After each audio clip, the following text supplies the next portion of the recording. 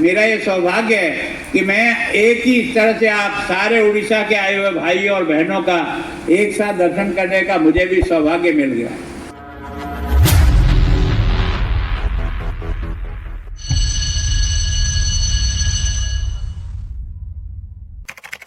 तो ये सोच के करता है कि प्रभु तेरी कृपा से मैंने जो मेहनत की है उस मेहनत के आधार पर जो मैंने अन्न पैदा किया है वो पहले आपको भेंट चढ़ा रहा हूँ और उसके बाद हम सब लोग इससे अपने और अपने परिवार की भूख को मिटाएंगे। और इसलिए देश के अति प्राचीन समय से अन्नदाता मतलब किसान का बहुत सम्मान होता था।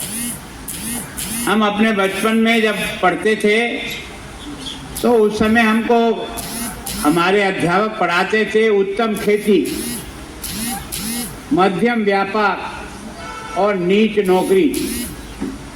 इन 3 शब्दों से उस समय हमारे गांव में सबसे बड़ा आदमी कौन माना जाता था? जिसके पास सबसे ज़्यादा ज़मीन होती, जिसके पास सबसे ज़्यादा पशु होते, वो गांव का सबसे मुखिया माना जाता था। इसका मतलब हमने प्रकृति को हमेशा ईश्वर के तुल्य माना है। जो प्रकृति आपको और मुझे भी पालती है तो जीव जानवर को भी पालती है, पशुओं को भी पालती है, ये कीड़े मकोड़े हैं इनको भी जीवन देती है। तो वास्तव में इसलिए हम लोग प्रकृति के इस त्योहार को मनाते हैं। जैसे आप यहाँ मनाते हो वैसे ही हमारे यहाँ हमारे राजस्थान में भी नजला 11 के दिन जब फसल पैदा होती है तो सबसे पहले भगवान की रेवाड़ी निकालते हैं और रेवाड़ी निकाल करके जो किसान अपने चाहे ककड़ी बनी है चाहे वो हमारे यहाँ भुट्टे होते हैं मक्के का या बाजरे का, वो सब पहले प्रभु को भेंट चढ़ाते हैं और कहीं तालाब पर या बावड़ी पर जाते हैं, वहाँ भगवान का पूजन करते हैं, नहाते हैं और नहाने के बाद भगवान को भेंट करते हैं। इसका मतलब हमारे यहाँ प्रकृति का हमेशा बहुत ही एक तरह से सम्मान हम लोगों ने किया है। क्योंकि अगर ये अन्न पैदा नहीं होता तो आप और मैं भी जिंदा नहीं होते। इस धरती पर मनुष्य तभी आ पाया जब प्रकृति ने खाने की कोई चीज पैदा की।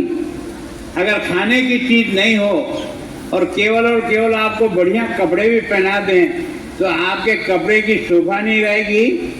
सबसे पहली आवश्यकता पेट में भूख लगती है, उसकी पूर्ति। और उसकी पूर्ति कौन करता है? उसकी पूर्ति हिंदुस्तान का किसान करता है। और इसलिए हमेशा किसान को सर्वोपरि सम्मान अन्नदाता के रूप में उसको पुकारते हैं, उसका समाज में मान और सम्मान करते हैं। ये जो हमारे देश की परंपरा रही है ना, हमारी भाषा अलग अलग हो सकती है, हमारे कपड़े अलग अलग हो सकते हैं, हमारे त्योहार मनाने का तरीका अलग अलग हो सकता है, लेकिन उसके बाद भी हम एक हैं कि नहीं। भगवान जगन्नाथ को इस देश का कौन सा गांव ऐसा है जो भगवान जगन्नाथ की पूजा नहीं करता? और ऐसा कौन सी जगह है जहां कामाख्या देवी की पूजा नहीं होती? ऐसी कौन सी जगह है जहाँ शिव मैंने अपन जो कहते हैं ना, ये शिव जी का मंदिर है, उसकी पूजा नहीं होती? ऐसा कौन सा जगह है जहाँ हनुमान जी की पूजा नहीं होती? ऐसी कौन सी जगह है जहाँ भगवान राम की पूजा नहीं होती? ऐसी कौन सी जगह है जहाँ कृष्ण की पूजा नहीं होती है? तो हम अलग अलग भाषा भले ही बोलते होंगे, अलग अलग खान पान रखते होंगे, लेकिन हम सब मिलकर के एक हैं। इस भाव का भाव हमारे पुरखों ने पैदा करने का प्रयास किया है। इसलिए हमारी ये विभिन्नता जो दिखाई देती है, कितना अच्छा लगता है रंग बिरंगे वेश। अगर इन सबको एक तरह के कपड़े पहना देते, इनका फोटो अच्छा नहीं आता। इनका फोटो जो आज आएगा ना रंग बिरंगे वेश में, वो बहुत अच्छा होगा, उसमें बहुत आनंद का अनुभव होता है। और आप सब अनुभव करते हो नहीं करते हो? जब महादेव जी को भी जो ऊपर जो गजरा पहनाते हैं, वो अगर सब सफेद रंग के फूल का ही गजरा हो तो महादेव जी का भी रूप नहीं खिलता भैया।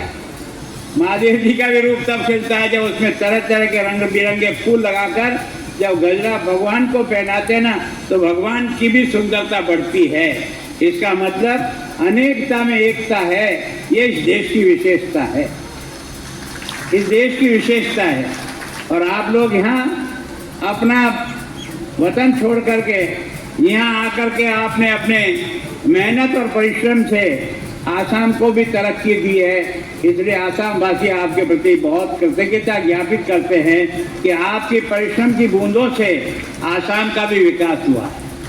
आप में से कुछ लोग जब प्रारंभ में अंग्रेजों के टाइम पे चाय की खोज हुई थी और चाय बागान जब प्रारंभ हुए थे तो चाय बागान के लिए आदमी नहीं मिलता था जो खेती को ठीक प्रकार से कर सके।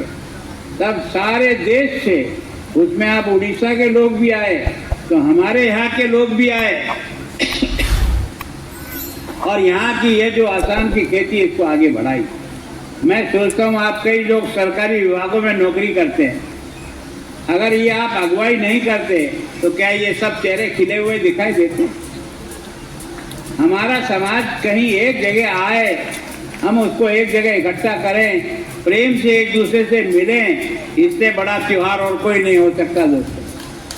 घर पे आप कितनी मिठाइयाँ बना लो, कितनी खा लो, उसमें वो आनंद नहीं आता है जो यहाँ सब साथ मिल करके एक दूसरे को देख करके, एक दूसरे को इस त्योहार के दिन बधाई दे करके, धन्यवाद दे करके जो आनंद की अनुभूति होती है वो अपने घर पे नहीं होती दोस्तों। तो मैं से आप लोगों ने परिश्रम किया, नौजवानों ने, और इनको पहली बार आप इस त्योहार को मनाने के लिए इस जगह लाए।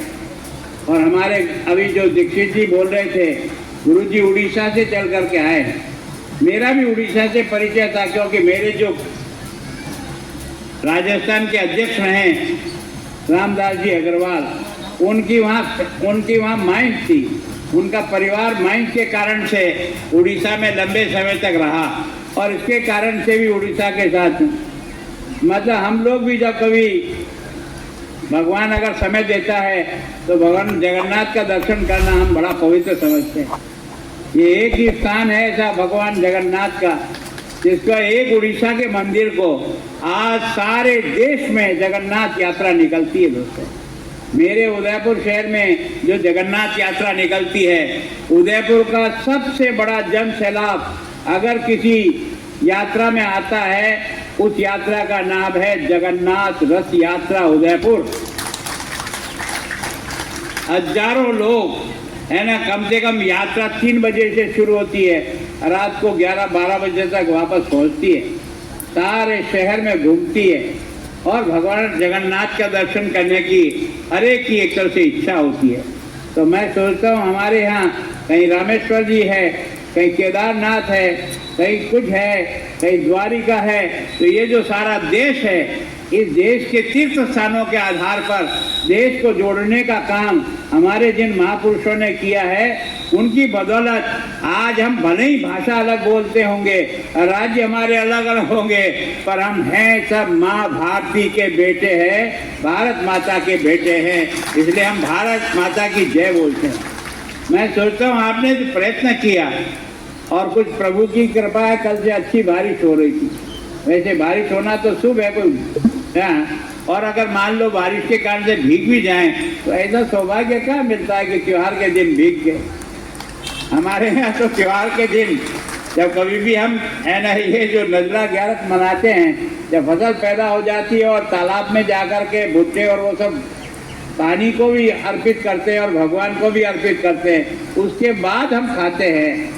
तो इसका मतलब हम उस भगवान का बहुत शुक्रिया अदा करते हैं जिसने ये जो सारा पैदा किया है, फल फ्रूट से लेकर जो हम खा कर के जिंदा रहते हैं, उस प्रभु का शुक्रिया अदा करते हैं, उसका मान और सम्मान करते हैं। आप लोगों ने प्रयत्न किया और क्योंकि मुझे भी आप भाई आए कि आपने कहा नहीं आए, मैं कहा मेरा ये सौभाग्य है कि मैं एक ही तरह से आप सारे उड़ीसा के आए हुए भाई और बहनों का एक साथ दर्शन करने का मुझे भी सौभाग्य मिल गया। मैं इसके लिए आप सबको बहुत धन्यवाद देता हूँ और आप सबसे भी कहूँगा कि हम यहाँ हैं, ये हमारी कर्म भूमि है, हमारी जन्मभूमि उड़ीसा हो सकती है। हम में से कई लोग तो यहाँ आसाम में ही पैदा हुए होंगे, तो हमारी कर्म भूमि जो है आसाम, उसकी तरक्की के लिए हम लोग अधिक से अधिक परिश्रम करें। और एक तरह से जैसे शक्कर में दूध मिलाते हैं, दूध में शक्कर मिलती है, उसके बाद दोनों को अलग नहीं कर सकते हैं। हम भारत के लोग चाहे राजस्थान के यहाँ रहते हो, चाहे उड़ीसा में रहते हो, चाहे आप बंगाल में रहते हो, चाहे आप बिहार में रहते हो, लेकिन वहाँ की सारे के सारे धार्मिक कार्यक्रमों के साथ मिलकर के एक साथ होकर के मनाने का प्रयत्न करते हैं।